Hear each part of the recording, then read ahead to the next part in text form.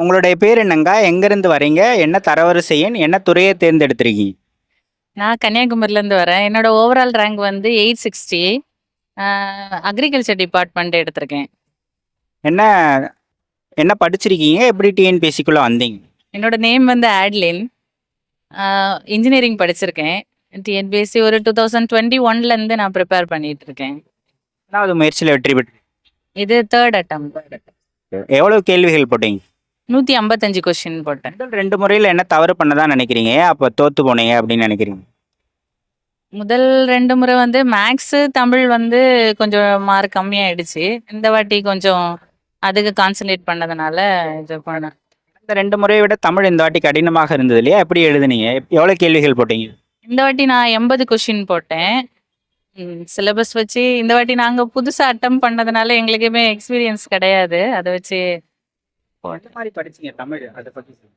தமிழ் வந்து syllabus base தான். இலக்கணம், இலக்கியம் தனியா வந்து சிலபஸ் பேஸ். இப்போ முன்னாடியெல்லாம் தமிழ் புக்கு ஃபுல்லா படிக்கணும்.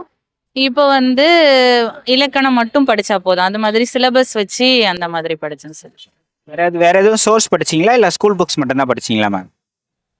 சோர்ஸ் வந்து இப்போ சிலபஸ் வந்து சேஞ்ச் பண்ணியிருக்காங்கல்ல. அதனால அந்த அகர முதலி அந்த அந்த இதெல்லாம் கொஞ்சம் ப்ரிப்பேர் பண்ணோம் தமிழுக்காக. மேக்ஸ் எந்த மாதிரி படிச்சீங்க?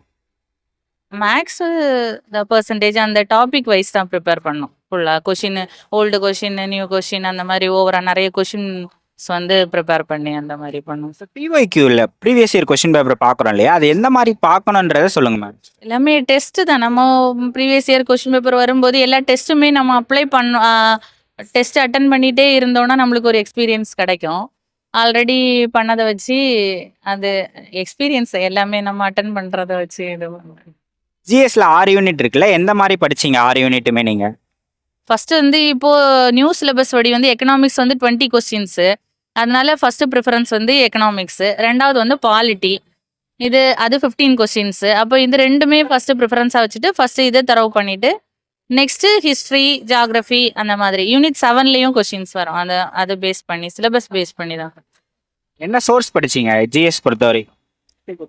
ஜிஎஸ் வந்து ஸ்கூல் புக்ஸ் தான். எல்லாமே ஸ்கூல் புக்ஸ் தான் ப்ரிப்பேர் பண்ணேன். ஏன்னா நாங்கள் ஃபர்ஸ்ட் சிலபஸ் வந்து இப்போ தான் பண்ணதுனால அப்படி பண்ணேன். இப்போ படிக்கிறதுக்கு ஃபேமிலிலலாம் சப்போர்ட் பண்ணாங்களா எல்லாரும்? ஃபேமிலி சப்போர்ட் இல்லாமல் ஒன்றுமே பண்ண முடியாது. ஃபுல்லாக ஃபேமிலி சப்போர்ட் பண்ணாங்க சார். உங்களோட ஸ்டடி பிளான் பற்றி சொல்லுங்க. ஸ்டடி பிளான் நான் இப்போ ஹவுஸ் ஒய்ஃப்னால மார்னிங் எல்லாம் ஒர்க்கு முடிச்சுட்டு ஒரு 10 o'clock அந்த மாதிரி உட்காருவேன். அதுக்கப்புறம் மதியம் லஞ்சு, அப்புறம் நைட்டு ஒரு 10-11 o'clock வரைக்கும் படிப்பேன் சார். மார்னிங் அது பேபி இருக்காங்க. அதுக்கேற்ற மாதிரி டைம் மாற்றிக்கிட்டு. நிறைய ஹவுஸ் ஒய்ஃப் படிக்கிறாங்க, அவங்களுக்கான ஆலோசனைகள், டைமை இந்த மாதிரி மேனேஜ் பண்ணிங்க, டைம் இந்த மாதிரி உருவாக்கி படிங்க, இந்த மாதிரி படிங்கன்னா என்ன சொல்லுவீங்க? அது நம்மளோட ஓன் இன்ட்ரெஸ்ட் தான். படிக்கணும்னு டைம் நம்ம இது பண்ணோம்னா நம்மளுக்கு கண்டிப்பாக டைம் வந்து உருவாகும். ஏன்னா எனக்குமே 2.5 years பேபி தான் இருந்தாங்க. நோட்டிஃபிகேஷன் வந்ததுக்கு அப்புறமா ஃபுல் ஹார்ட் ஒர்க் போட்டேன் 3 months. இப்போ நீங்கள் செல்ஃப் டவுன் ஆனால் உங்களை எப்படி மோட்டிவேட் பண்ணிப்பீங்க? நாங்கள் மேக்ஸிமம் வந்து குரூப் ஸ்டடி தான். நானும் என் ஃப்ரெண்டும் அந்த மாதிரி தான் படித்தோம். அப்போ ஒருத்தர் படிக்கும்போது நம்ம இன்ட்ரெஸ்ட் இல்லாமல் இருக்கும்போது அவங்க படிக்கலாம் அப்படின்னு இன்ட்ரெஸ்ட் பண்ணுவாங்க. அப்படி நான் மோட்டிவேட் பண்ணுவேன். கம்பைன் ஸ்டடி பண்ணேன்னு சொன்னீங்க இல்லையா? அதனால என்ன பெனிஃபிட் மேடம்? கம்பைன் ஸ்டடி பண்ணது இப்போ நாங்கள் 1 hour வந்து இந்த டாபிக் 1 hourல முடிக்கணும். அதுக்கப்புறம் கொஷின் கேட்போம் அப்படின்னு சொல்லுவோம்.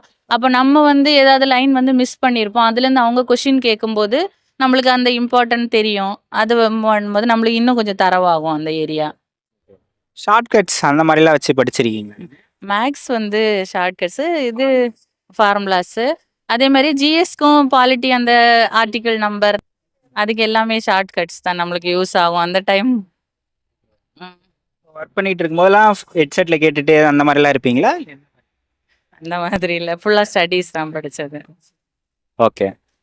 உங்களுடைய இந்த டிஎன்பிஎஸ்சி பயணம் உங்களுக்கு சொல்லிக் கொடுத்த பாடம் என்னவா இருக்குன்னு நினைக்கிறீங்க மேம்?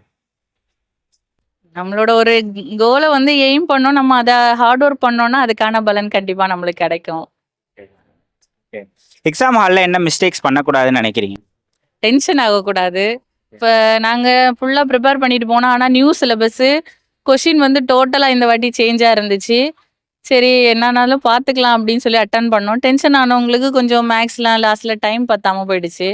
கொஞ்சம் ஃப்ரீயாக அட்டன் பண்ணதுனால வந்ததுன்னு நினைக்கிறேன் நான். நீங்க என்ன மெசேஜ் சொல்றீங்க ஆஸ்பிரண்ட்ஸ்க்கு? ஒரு கோல் செட் பண்ணிட்டு நம்ம அதுக்காக ஹார்ட் ஒர்க் பண்ணும்போது அதுக்கான பலன் கண்டிப்பா கிடைக்கும்.